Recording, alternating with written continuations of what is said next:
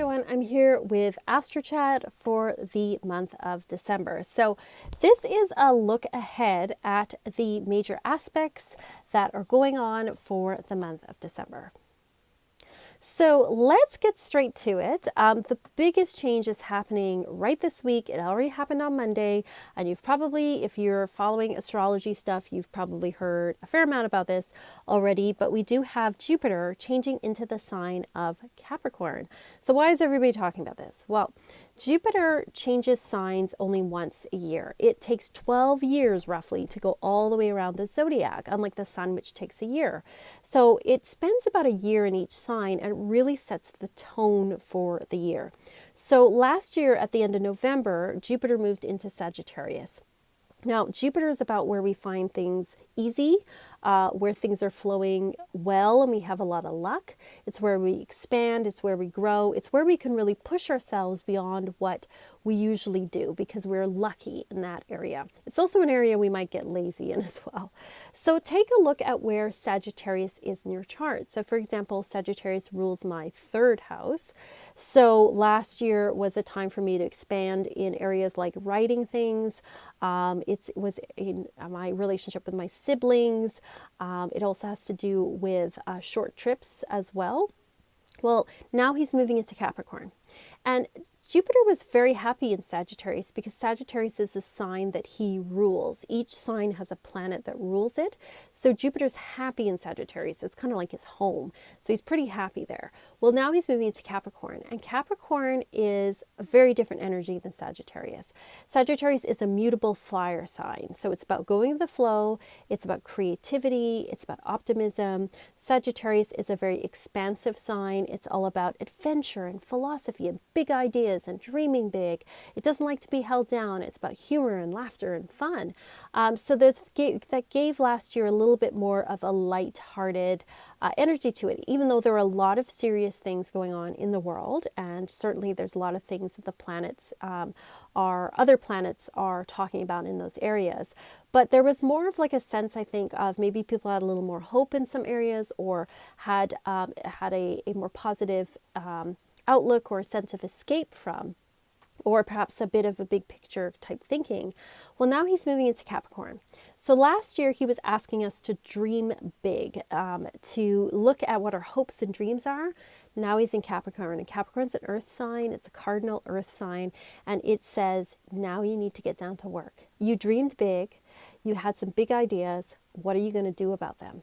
So some people are taking kind of a negative view of Jupiter and Capricorn, saying, oh, it's going to be so serious and people are going to be a lot more serious and things aren't going to change as fast. And that could be true. But it's also a time where we can really get to work to manifest the big dreams that we had last year. So it's time to get down to work. It's time to like put up or shut up, as they say. And just Jupiter moves into Capricorn.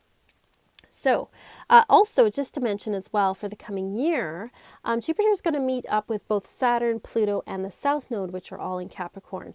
So those are opportunities for us to start to manifest some of the things that we have been putting into practice, especially when he joins up with Saturn, because Saturn's our boundaries, our limitations. He's asking us to do hard work.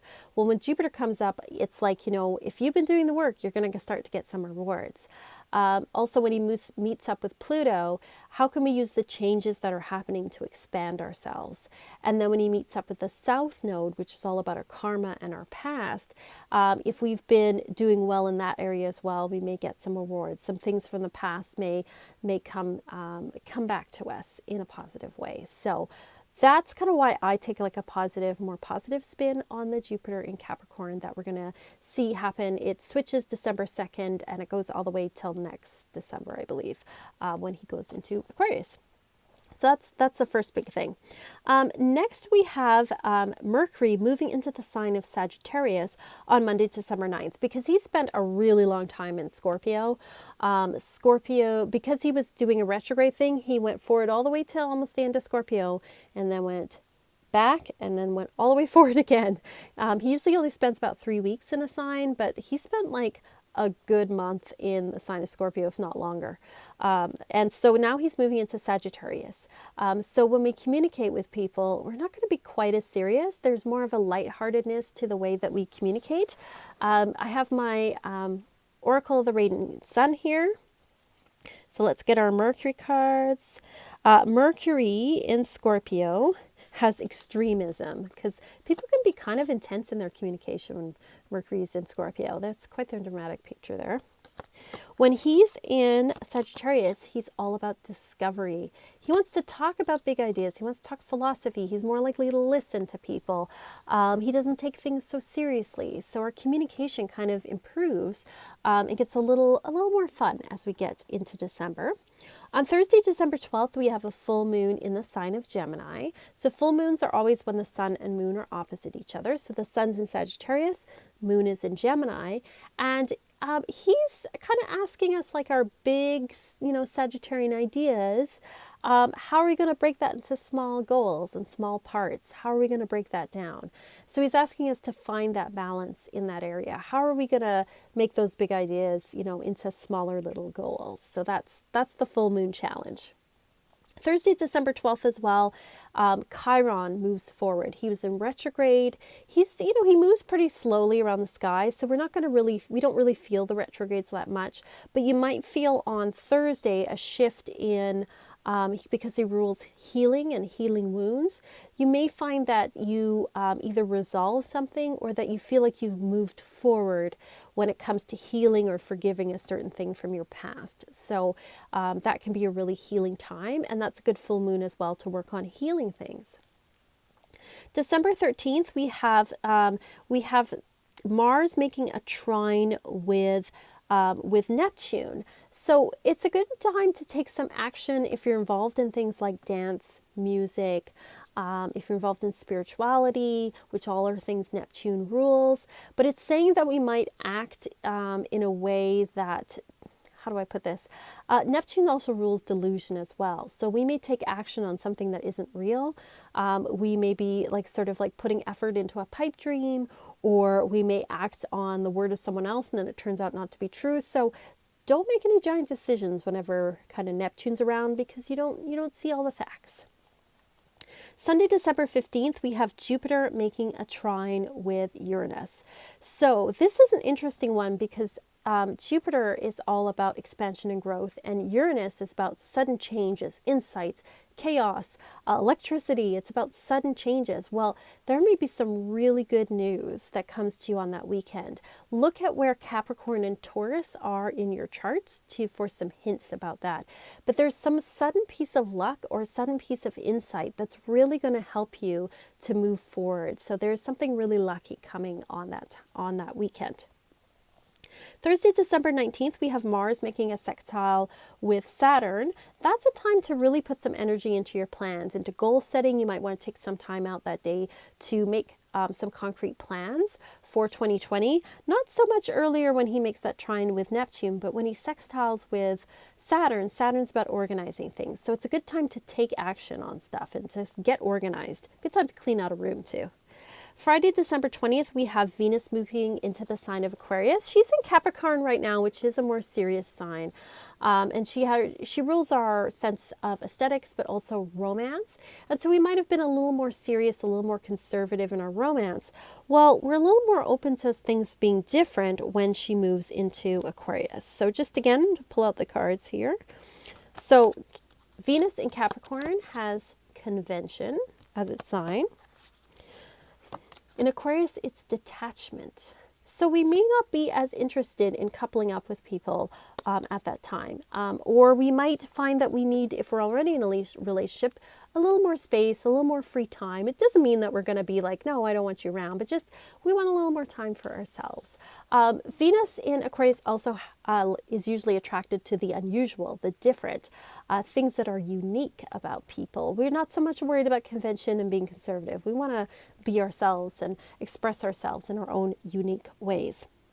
December 21st, of course, is solstice. It's winter solstice here in the northern hemisphere, summer solstice down in the southern, and sun moves into Capricorn on that day. So we enter Capricorn season as far as the sun goes. So our shift in focus goes from kind of like the party energy of Sagittarius to more tradition. And, you think about, traditions around things like Hanukkah and Christmas and all of those sort of celebrations, that they really are about tradition and family and getting together with people. So it's also a good time to make goals and plans for the new year because it's about structure as well.